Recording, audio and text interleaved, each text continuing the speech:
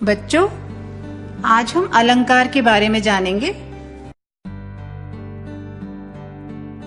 जिस तरह से मनुष्य अपनी सुंदरता बढ़ाने के लिए भिन्न भिन्न प्रकार के आभूषणों का प्रयोग करता है, उसी तरह से भाषा को भी सुंदर बनाने के लिए अलंकारों का प्रयोग किया जाता है। काव्य की शोभा बढ़ाने वाले इन्हीं शब्दों को अलंकार कहते हैं।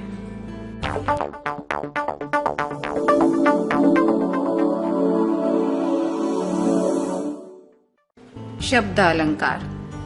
जिन अलंकार शब्दों के प्रयोग के कारण वाक्य में कोई चमत्कार हो जाता है अथवा सुंदर हो जाता है और उस स्थान पर अन्य समानार्थी शब्दों के रख देने से वह चमत्कार समाप्त हो जाता है, वे शब्द अलंकार माने जाते हैं।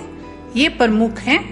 नंबर 1 अनुप्रास, नंबर 2 यमक और नंबर 3 श्लेष। आइए अनुप्रास अलंकार के बारे में जानें।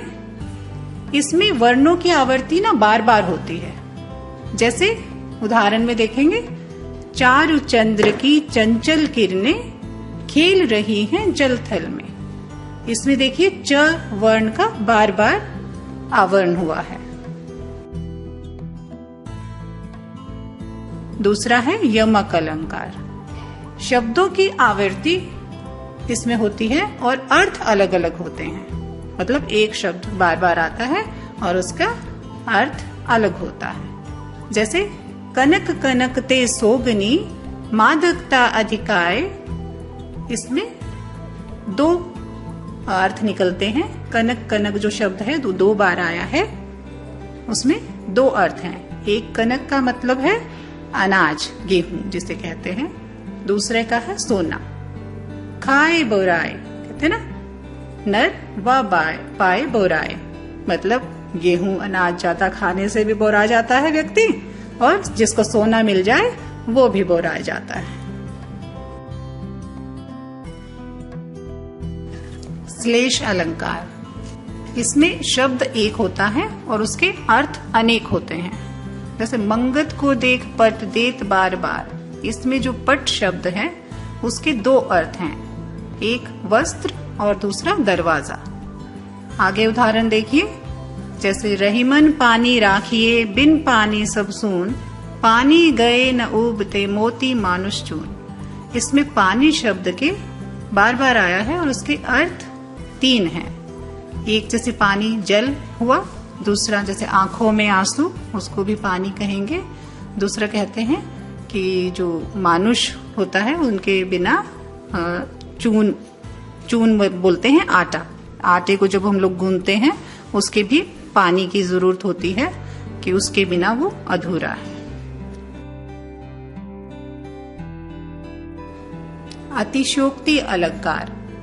इसमें बात को बहुत बढ़ा चढ़ाकर कहा जाता है। जैसे हनुमान की पूंछ में लगन न पाई आग, लंका सारी जल गई गए निशाचर भाग। इसमें बात को बहुत बढ़ा चढ़ाकर कहा गया है कि हनुमान की पूंछ में आग लग गई और सारी लंका जल गई।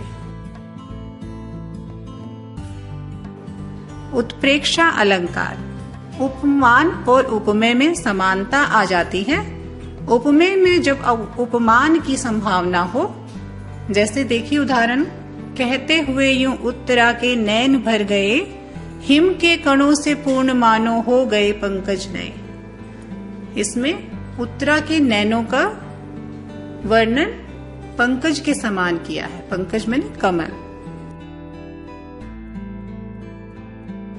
पुनरुक्ति अलंकार। इसमें शब्दों की आवर्ती होती है लेकिन उनके अर्थ समान होते हैं। जैसे पुनः पुनः कहत कौन है माता, कौन है तेरे तात। इसमें जो पुनः पुनः एक ही शब्द की बार बार आवृत्ति हुई है पर अर्थ समान है। मानवीकरण अलंकार। इसमें जहां बेजान वस्तुओं का चित्रण जीवधारी की तरह किया गया हो, वे मानवीकरण अलंकार होते हैं। जैसे आए बसंत महंत। इसमें बसंत की तुलना महंत से इस तरह की गई है कि महंत इस तरह से आए कि बसंत आ गई, बाहर आ गई।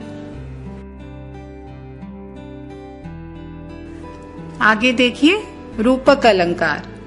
इसमें उपमान व उपमेय में भेद कर दिया जाता है। जैसे मैया मैं चंद्र खिलौनों ले हूं, इसमें उपमान व उपमेय साथ साथ हैं। चंद्र खिलौना मतलब चांद के जैसा खिलौना, चांद को ही मैं खिलौने के रूप में लेना चाहता हूं। और इसमें योजक का प्रयोग होता है। चंद्रमुखी, ये चांद के जैसा मुख, किसी के मुख की तुलना चांद से की गई है। ये रूपक अलंकार है। तो बच्चों, आज हमने अलंकार और उसके विभिन्न रूपों के बारे में जाना। Thank you.